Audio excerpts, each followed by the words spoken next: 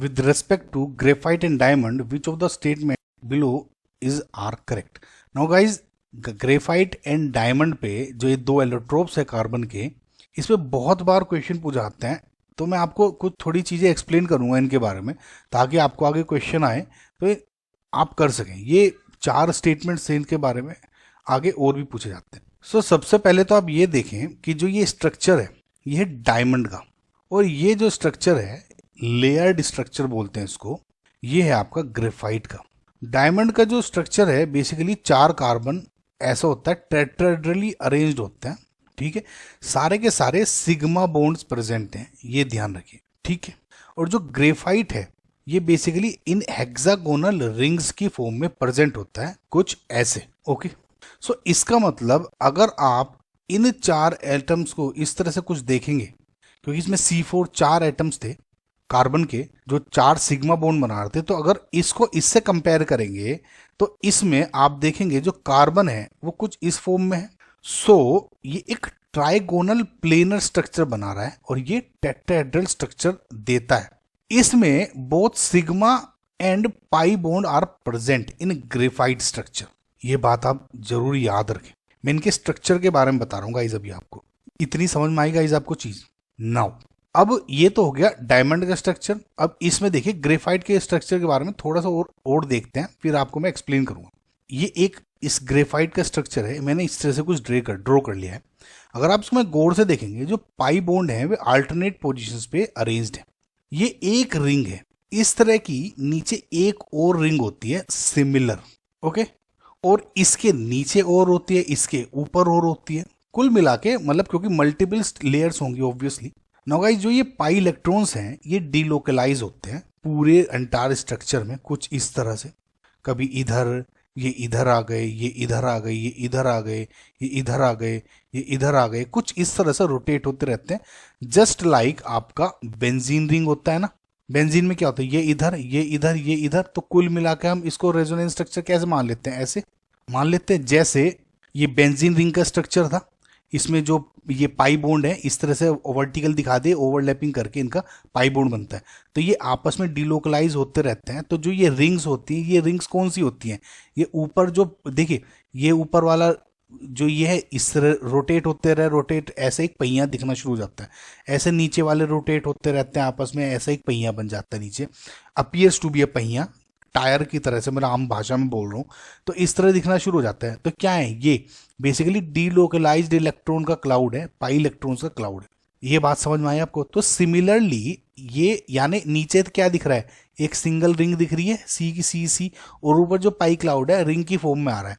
तो same to same guys इसमें है, अगर आप ये रिंग इस तरह से देखें कि ये जो स्ट्रेट ये पूरा एक स्ट्रक्चर था, ये ऊपर वाला रिंग है, और जो ये पाई क्लाउड है देखिए इसके नीचे एक रिंग थी और इस तरह से होगी कुछ इस तरह से, और नीचे भी एक येलो वाला और एक नीचे ब्लू वाला टायर बन रहा होगा। तो जो ये ब्लू और येलो वाला टायर है वो ये वाले हैं, ये बेसिकली टायर्स हैं, इलेक्ट्रॉन क्लाउड है। समझ में आपको गाइस? तो इसका मतलब हम जब नॉर्मल स्ट्रक्चर्स देखते हैं तो हम ये सिंगल बॉन्ड बना देते हैं, और जो ये बीच में क्या होता है स्पेस है, इसमें इलेक्ट्रॉन क्लाउड है, ये टायर।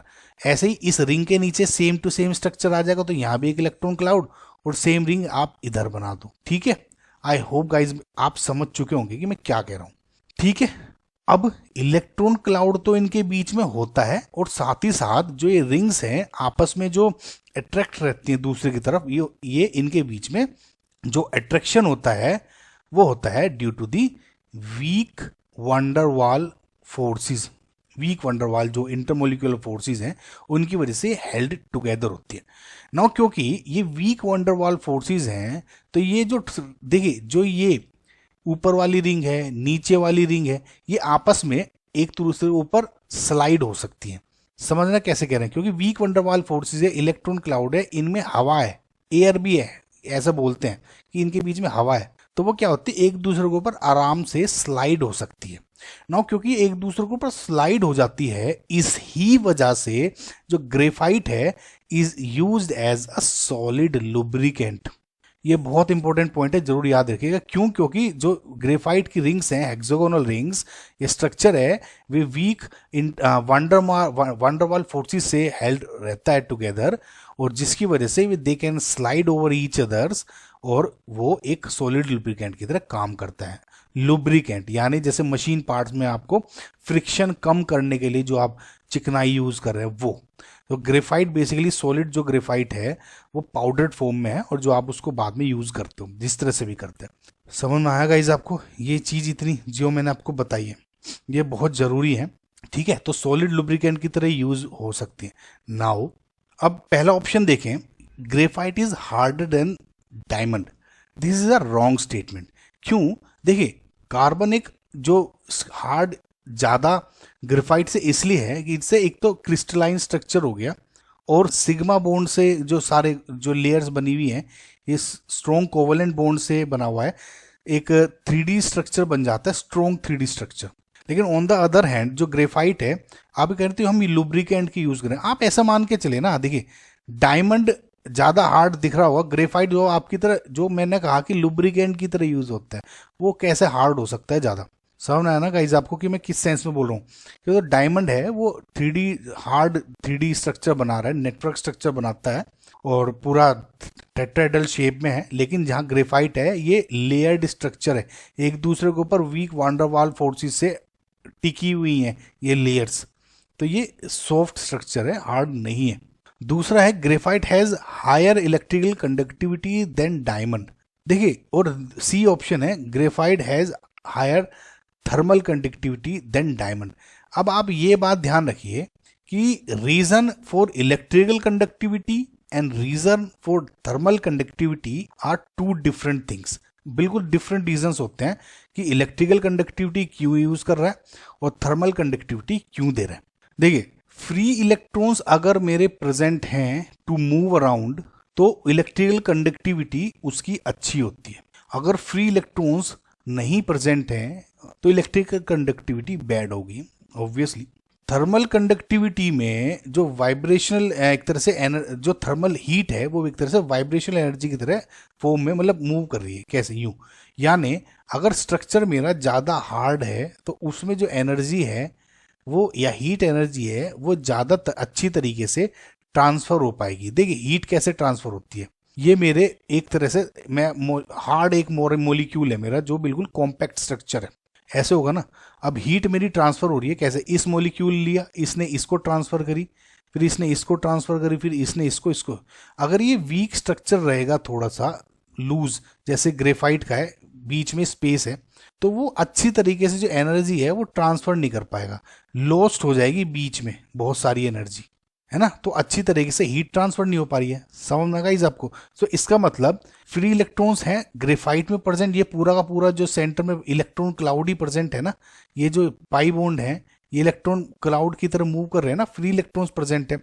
जो 3 बॉन्ड हैं सिग्मा सिग्मा सिग्मा ये तो प्रेजेंट है, लेकिन जो ये एक पाई बॉन्ड है ये तो मूव कर सकता है ना अच्छी तरीके से।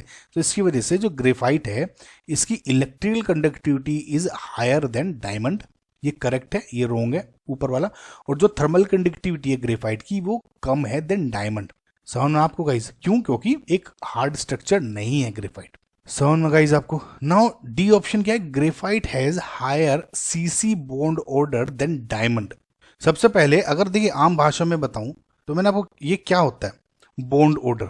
अगर 2 एटम के बीच में जो नंबर ऑफ इलेक्ट्रॉन्स हैं, बॉन्डेड इलेक्ट्रॉन्स, वो इंक्रीज हो रहे हैं। इस केस में सिंगल बॉन्ड के केस में क्या है, 2 इलेक्ट्रॉन, इसमें 2 और बढ़ गए, ट्रिपल बॉन्ड में और बढ़ गए।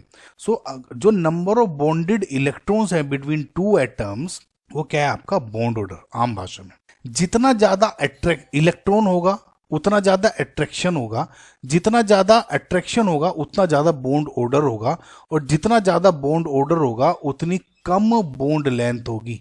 समझ में गाइस आपको? यानी जितने ज्यादा नंबर ऑफ बॉन्डेड इलेक्ट्रॉन्स उतना ज्यादा बॉन्ड ऑर्डर और उतना कम बॉन्ड लेंथ। यानी जो मेरा सिंगल बॉन्ड है उसकी बॉन्ड लेंथ ज्यादा होती है than double bond, and then उसकी ज्यादा होगी ट्रिपल बॉन्ड से। और अगर मैं बॉन्ड ऑर्डर की बात करूं तो सिंगल बॉन्ड का बॉन्ड ऑर्डर कम होगा देन डबल, और जैसे ट्रिपल आएगा उसमें सबसे ज्यादा बॉन्ड ऑर्डर हो जाता है। अगर आप इसमें गौर से देखें ये जो एक तरह से ये रिंग में था, ये डीलोकलाइज हो गया, तो अब ये डबल बॉन्ड तो रहे नहीं, डीलोकलाइज हो गए, जस्ट लाइक आपका बेंजीन रिंग में होता है ना।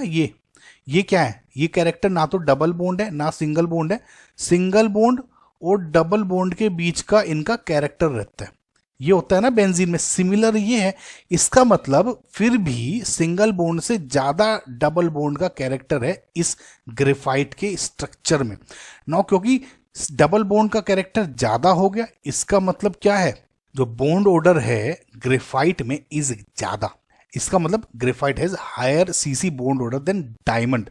आई होप गाइज आपको ये समझना होगा, इसका मतलब बी एंड डी अपना करेक्ट आंसर है। ओके